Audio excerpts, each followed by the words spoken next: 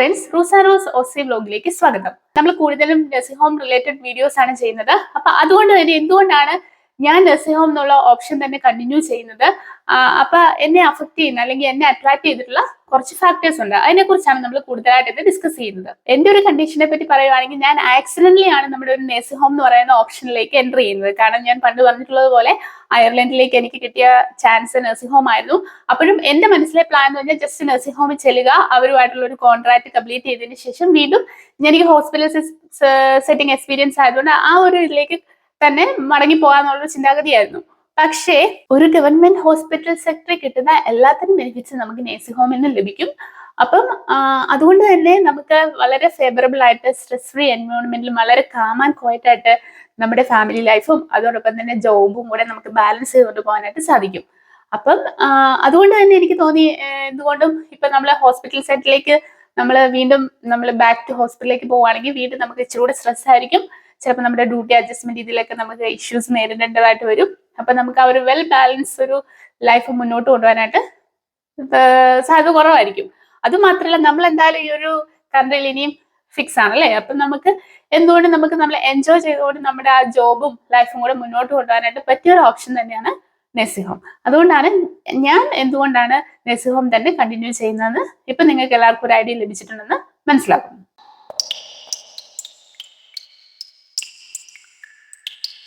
അപ്പൊ first factors എന്ന് പറയുന്നത് better sponsorship from the employer. Nursing ഹോംസിലുള്ള എംപ്ലോയേഴ്സ് ആണ് നമുക്ക് കൂടുതലും PR വിസകൾ ഓഫർ ചെയ്യുന്നത്.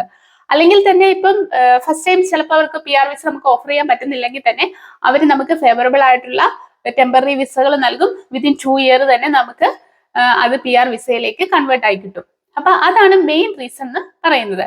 രണ്ടാമത്തെ റീസൺ എന്ന് പറഞ്ഞു കഴിഞ്ഞാൽ ഫേവറബിൾ വർക്കിംഗ് എൻവയോൺമെന്റ്. നമ്മൾ പറഞ്ഞു, ഒരു ഹോംലി എൻവയോൺമെന്റ് ആയിട്ടുള്ള ഒരു സെറ്റപ്പ് ആണ് നഴ്സിംഗ് ഹോമിലുള്ളത്. അത് മാത്രമല്ല, we can make a good relationship between residents and staff. നമ്മൾക്കറിയാം, ലോങ് ടൈം റെസിഡൻസ് ആണ് നഴ്സിംഗ് ഹോമിലുള്ളത്. അതുകൊണ്ട് തന്നെ നമുക്ക് അവരുമായിട്ടൊരു ഗുഡ് ഇന്റർപേഴ്സണൽ റിലേഷൻഷിപ്പ് ബിൽഡ് ചെയ്യാനായിട്ട് പറ്റും. അതോടൊപ്പം തന്നെ എല്ലാവരും തന്നെ അവർക്ക് ഫേവറബിൾ ആയിട്ടുള്ള ഫിക്സഡ് ആയിട്ടുള്ള ഷിഫ്റ്റ് ആയിരിക്കും എടുക്കുന്നത്. അപ്പം തന്നെ നമുക്ക് ഓരോ ഷിഫ്റ്റിലും നമ്മുടെ കൂടെ മിക്കവാറും ഉള്ള സ്റ്റാഫ്സ് എല്ലാം സെയിം ആൾക്കാരായിരിക്കും. അപ്പം നമുക്ക് നല്ലൊരു ഗുഡ് റിലേഷൻഷിപ്പ് റെസിഡൻസിനിടയ്ക്കും അതോടൊപ്പം തന്നെ നമ്മുടെ സ്റ്റാഫിന്റെ ഇടയ്ക്കും ഉണ്ടാക്കാൻ പറ്റും. അത് നമ്മുടെ ആ ഒരു വർക്ക് എൻവയോൺമെന്റ് നല്ല സ്മൂത്ത് ആയിട്ട് കൊണ്ടുപോകാനായിട്ട് സഹായിക്കും. അടുത്തതാണ് ഫ്ലെക്സിബിൾ ഷിഫ്റ്റ്. നമുക്ക് ഫേവറബിൾ ആയിട്ടുള്ള ഷിഫ്റ്റ് നമുക്ക് തന്നെ ചൂസ് ചെയ്യാൻ പറ്റും. അപ്പൊ അതുകൊണ്ട് തന്നെ നമുക്ക് ഫാമിലി ആയിട്ട് സ്പെൻഡ് ചെയ്യാനായിട്ട് നല്ല ടൈം ഉണ്ടാവും. ഇപ്പൊ നമുക്ക് നമ്മുടെ ഡ്യൂട്ടി അഡ്ജസ്റ്റ് ചെയ്ത് പോകാനും കുട്ടികളെ നോക്കാനും അതോടൊപ്പം നമുക്ക് കൂടുതലായിട്ട് ഫാമിലിയുടെ കൂടെ ടൈം സ്പെൻഡ് ചെയ്യാനായിട്ട് കൂടുതൽ സമയം ലഭിക്കും. അടുത്ത സ്കിൽ ആൻഡ് നോളജ് എൻഹാൻസ്മെന്റ്.